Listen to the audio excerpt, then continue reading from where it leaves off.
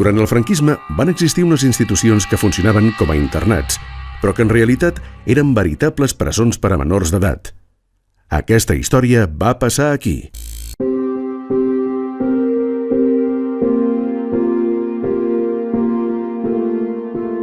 Estem al carrer Doctor Trueta, al carrer Àlava, on hi havia hagut el Grupo Benéfico, una institució de protecció de menors franquista, i al davant tenim la presó de dones de Barcelona, que també va ser un dels edificis del centre.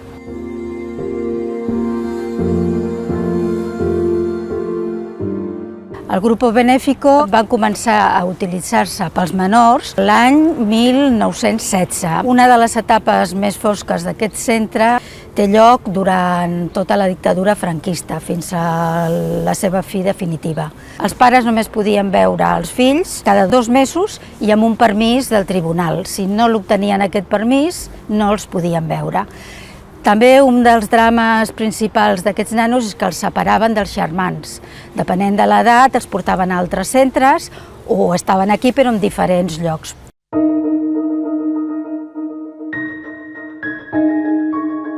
Realment el sistema era de presó. Hi havia un educador, entre cometes, perquè realment eren persones adeptes al règim, falangistes, o bé que havien estat a la guerra i havien perdut alguna part del seu cos o tenien algun tipus de mancança, i llavors els portaven aquí com una manera de que tinguessin una feina retribuïda. Clar, aquestes persones no tenien ni idea del que era educar els nanos, i molt menys, de vegades, del tracte que se'ls havia de fer. I molts, amb els seus traumes i les seves coses, el que feien era maltractar-los.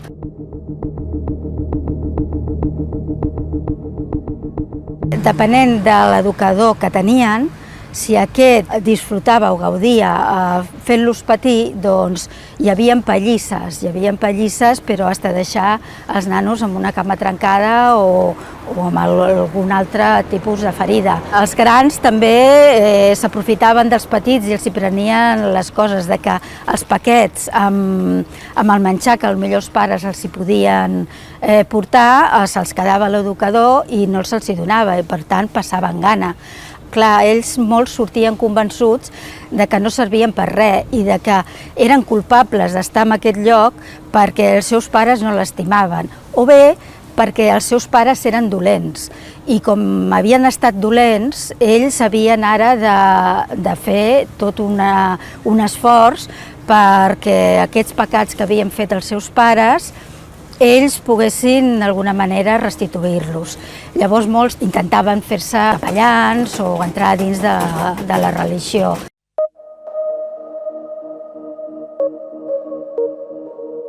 La finalitat educativa de cara enfora era això, de fer una obra bona amb uns nanos que no tenien res a fer al carrer i que aquí sortirien amb una educació i amb una professió i serien, com deien molt en les seves memòries, útils per a la pàtria, perquè ja els havien reconvertit amb els seus ideals i amb la seva manera de fer.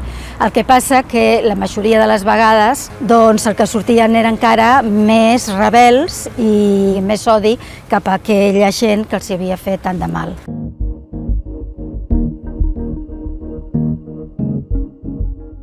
L'evolució d'aquests centres al llarg del temps es va anar deteriorant d'una manera brutal fins al punt que a finals dels 60 i principis dels 70, doncs clar, amb la nova reforma educativa, a més s'havia professionalitzat la psicologia, l'educació social, tots aquests professionals veien que això no tenia cap sortida ni anava enlloc. L'any 78, clar, els veïns del Poble Nou van demanar que tot això havia de ser per fer serveis pel barri i van acabar tirant avall l'edifici i llavors van crear l'IES Icària i van deixar-lo per als ciutadans del Poble Nou.